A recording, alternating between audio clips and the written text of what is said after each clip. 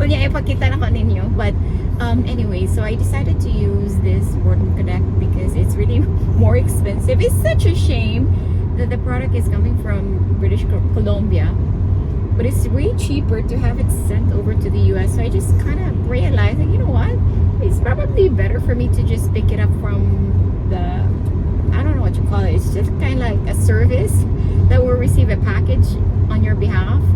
So a lot of Canadians do this, especially those who are near the borders. Right now I live in Montreal, so it's like an hour, or it's 60 kilometers away, so it's even less than an hour. So anyway, so I just use their address, they receive the package on my behalf. There is a fee, a small fee I would say, I think $5. So we're on our way now to pick it up. And so wala ko FSD, kay dili ko ganahan og bayad og 99. Nag-auto steer lang ko, or nag whatever you call this thing. So muna, pakiton ta mo kung sa akong gipalit ha, para maka-realize mo, bugat siguro akong gamit na si Cookie diri natog. So medyo init. It's not medyo init, but it's very hot. Anang bright ba, super, mas ganahan mo drive ngayong ani medyo overcast and daghan kayo clouds. Kaya dili kay sakit sa mata, pero gituka ko actually, but anyways, it's less than an hour and maybe muhapit lang ko og Target. Yun ako yung ganahan paliton dito. Kaya di ko na mag-Amazon. Kay of course, if you don't know, 15% mangod si Quebec. Onya, New York is like 9%. You can go to New Hampshire because 0% ilang sales tax. But medyo layo is like 2 hours or 3 hours. Diri na tas 1 hour kay Tuan. Actually, mas duol ni siya kaysa Ottawa. Wait lang, kay murag na ay accident sa unahan. Hinay lang takadiyo. Change lane. So mo day na actually ha, ug na kay makita there is done nga naag kay baka nga na ay disgrasya or something, or maybe trabaho. Make sure na mo give way, or dapat di ka magpaspas. So typically dito magud sa Maritimes, mo change lane ka sa Pikas, mo change lane jud ka or more mo fast lane para mo avoid lang ba dili ka papidpid sa shoulder, kay typically diha na sila magtambay no sa shoulder. Wait, overspeeding na po, sorry. Anyways, so mo na siya ang kuan, but I think diri sa Quebec o Ontario even nihit ko makakita og mga tao nga mo giveaway gani sa mga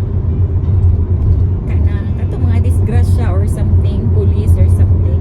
So chika lang kuha ang Tesla ba, kay bet man ako si FSD no ibintay nubi lang lagi, or 115 if you include the tax, Canadian dollars per month. Nice siya ha, but typically dili ko mo gamit sa city because Montreal weird mong siya og kuan, weird siya og something ba. Oh wow, tanawa lagi nagsigi distracted driving. Montreal manggod kay lain og traffic light, so 300 meters, take the QC 219 north. okay. QC 219 Lain sila og traffic lights nga dili siya normal sa North American standards. So dili siya mo detect. So dili ko mag-FSD ba sa city, pero og kana man ganing kuan, say tawagan na if nako sa long Now drive take the side. QC 219 north ramp on the left. Wait, is this? No, U-turn. Stop sign. Wait lang. Naglibog ko. Unsa man jud ni? Wait lang, Cookie. I'm sorry. We're lost. Sa'yo pag exit.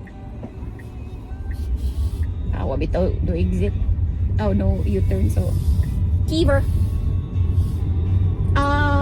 Anyways, ako gichika ba kay ang kanang si FSD kay dili makatel og police cars, dili siya mo slow down or mo give way. So kailangan din mo siya i-supervise. So wait, sabihin daon tani kay murag naglibog na hinong kog asa ko padulong. Actually di mo ko kumuagi diri pirmi. Dito ko speakas kasagaran muagi. Yan ay toll dito ba diri kay I think we toll. So first time na kumuagi diri nga area. In fairness, it Tesla ka nindot tribute siya. Umaksidente kasi bako imuhan ng sa.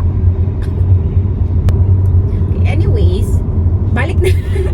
Tarong na niya to ang ruta.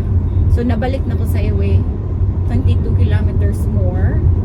Abot na dito 12:17 p.m. Kadiyot ra jud.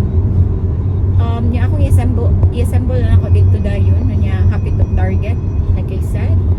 And then balik ra kay sa may dugayan o hindi man na siya syudad. Kung na kina siya New York as a state, upstate, let's just say upstate New York, so wala kayo siya something. Up guys, and then ako ang sarap. Hi Cookie!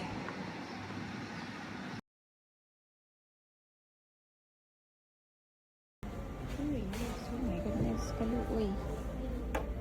This one is so pretty. Hi, kitty cat. This is Becky. Boy.